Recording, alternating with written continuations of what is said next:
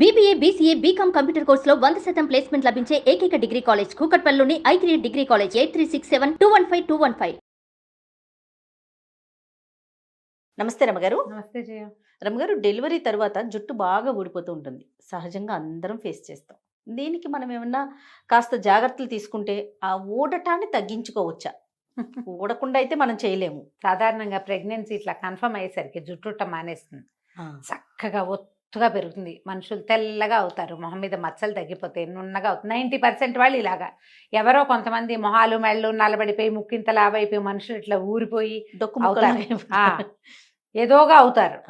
తక్కువ. కానీ సాధారణంగా ప్రెగ్నెన్సీ అనగానే జుట్టుడ్డం మానేస్తుంది, చక్కగా పెరుగుతుంది, నున్నగా ఉంటుంది, తలకట్టు బారెడు కూడా పెరిగే వాళ్ళు ఉంటారు, చక్కగా వస్తుంది.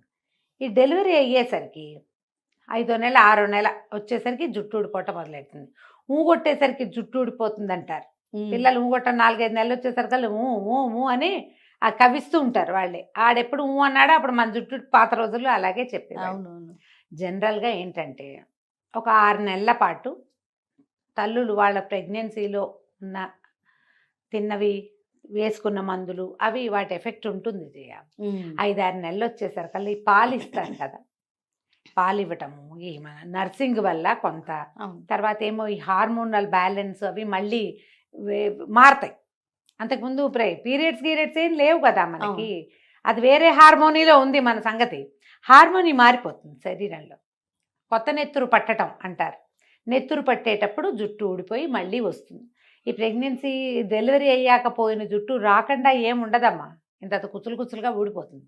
మళ్ళీ ఏడాది వచ్చేసరికి మళ్ళీ వస్తుంది తల. ఈ లోపల మళ్ళీ మనకి ప్రెగ్నెన్సీ వచ్చో, జ్వరాలు వచ్చో, దగ్గులు వచ్చో, జలుబులు వచ్చో, ఏ మోషన్సో అయ్యో, ఏ థైరాయిడో కనపడి రాత్రులు అస్సలు నిద్ర లేకుండా పొద్దునే వీళ్ళు ఆఫీసుల్లో చేరిపోయి చాలా స్ట్రెస్ఫుల్గా అయిపోయి స్ట్రెస్ అవుట్ ఎలాగో అవుతారు. ప్రెగ్నెన్సీ పిల్లలతోటి పోస్ట్ పార్టము కూడా ఉంటుంది. కొంతమందికి పిల్లల్ని హ్యాండిల్ చేయలేక స్ట్రెస్ అవుట్ అయిపోతూ ఉంటారు.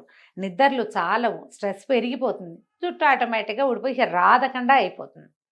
బేసిక్ నీడ్స్ కొన్ని ఇవ్వాలి శరీరానికి. మనం ప్రెగ్నెన్సీలో పోషణ బాగా చేస్తాం, పిల్లలు పుట్టాక పోషణ తగ్గిపోతుంది, మన మీద తగ్గిపోతుంది. ఈ పిల్లాడి మీదే ఉంటుంది కదా, చంటివాడి మీదే ఉంటుంది, దాంతో వస్తుంది. మీరు ఖచ్చితంగా 5-6 నెలలు వరుసగా మీరు నర్సింగ్ మదర్ అయితే ప్రతిరోజు పాలు తాగటం మానేయకుండా. ఎనర్జీ డ్రింక్స్ ఏవో ఇస్తారు, డాక్టర్లు ఇస్తున్నారు ఇవాళ, అవి పుచ్చుకోవటం. ఆ హార్లిక్స్ ఈ హార్లిక్స్ ఏమిటో రాస్తున్నారు కదా, తీసుకోండి, అవి మానేయకుండా. కొంచెం సమతులమైన ఆహారం తీసుకోవటం, బాదం పప్పులు లాంటివి తినడం, ఆయిల్ సీడ్స్. ఇందులో ఏమవుతుందంటే కొన్ని పిల్లలకు అరగవు, కొన్నిటికి మనం పథ్యం చేస్తాం. ఈ పథ్యం వ్యవహారాల్లో ఏమవుతుందంటే సాధారణంగా ఈ సమతులమైన ఆహారము, హెవీ ప్రోటీన్ ఇంటేక్ అవి ఉండవు. ఐరన్ లాస్ ఆటోమేటిక్గా జరిగిపోతుంది. ఈ లోపల పీరియడ్స్ వచ్చేసినాయి అనుకో, ఆటోమేటిక్ ఐరన్ లాస్. అవును కదా. ఇన్ని కారణాల వల్ల ఊడిపోతుంది జుట్టు. మీరు ఖచ్చితంగా ఐరన్ రిచ్ ఫుడ్ తినడము, ఐరన్ విత్ జింక్ ఏదైనా తీసుకోవటము, రాగి మాల్ట్ లాంటివి తీసుకోవటము, తర్వాత డాక్టర్కి చెప్పి నాకు వీక్ ఫీలింగ్ ఉంది, లేకపోతే నాకు నిద్ర పట్టట్లేదు, నాకు జుట్టు ఊడిపోతుంది, ఇలాంటివి చెప్పి జనరల్ మెడిసిన్ కూడా ఒకటి తీసుకోవటము ఏదైనా చేస్తే మీకు జుట్టు పుట్టడం కొంత ఆగుతుంది. పోయిన జుట్టు మళ్ళీ వస్తుంది. ఓకే, సాధారణంగా వస్తుంది, రాకపోవటం ఏమి ఉండదు. మనకేంటంటే ఊడిపోయింది కనపడుతుంది, నెత్తి మీద మొలుస్తున్నది ఏం కనిపిస్తుంది, అది బాగా కిందకు వచ్చేదాకా మనకు తెలియదు జుట్టు లావెక్కింది అనే సంగతి, నెత్తి మీద ఉంటుంది కదా. ఇలా మనం ఆహారం విషయంలో కొంచెం మెడిసిన్ ఏదైనా కూడా మల్టీవిటమిన్ లాంటివి తీసుకోవటము. కొంతమంది ఏడాది ఎన్నర్థం వచ్చాక కూడా పాలిచ్చే వాళ్ళు ఉంటారు. వర్క్ చేస్తూ కూడా ఫీడ్ చేస్తున్న మదర్స్ కనపడతారు.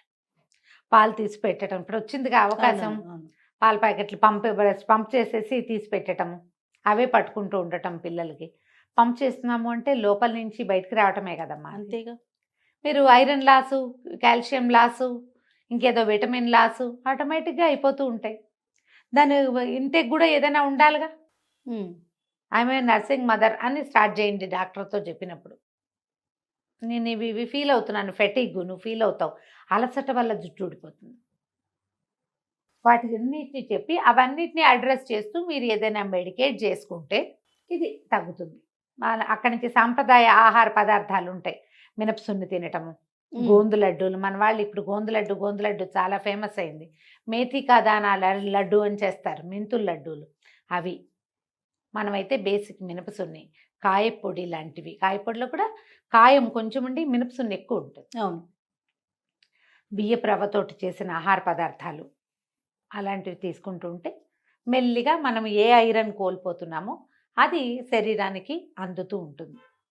సిట్రస్ ఫ్రూట్స్ తప్పకుండా తినాలి. మీరు ఐరన్ రిచ్ ఏం తీసుకుంటున్నా దాంతోపాటు సి విటమిన్ వచ్చేవి జలుబు చేస్తాయని తినరు. దీనికి ఒక సిద్ధాంతం ఉంటుంది.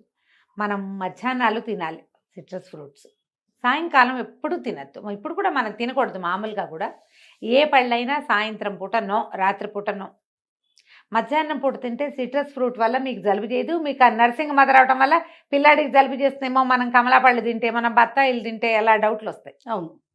అలా అవ్వదు. మీరు మధ్యాహ్నం తింటే మీకు కావాల్సిన సి విటమిన్ అందుతుంది. మీ పాల ద్వారా పిల్లాడికి కూడా ఏదో కొంత అందటానికి అవకాశం ఉంటుంది. పగలు తీసుకోండి. అన్ని రకాల సీజనల్ ఫ్రూట్స్ తినండి పొద్దుటి పూట. ఆపిల్స్, తర్వాత ఈ కమలాలు ఇవి వస్తాయి, మన సీతాఫలాలు లాంటివి వస్తాయి.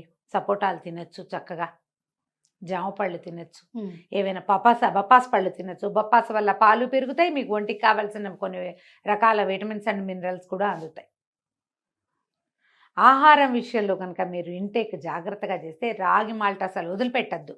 డెలివరీ అయ్యాక తీసుకోండి, పిల్లలకి ఇస్తాం, మనం కూడా తీసుకోవాలి.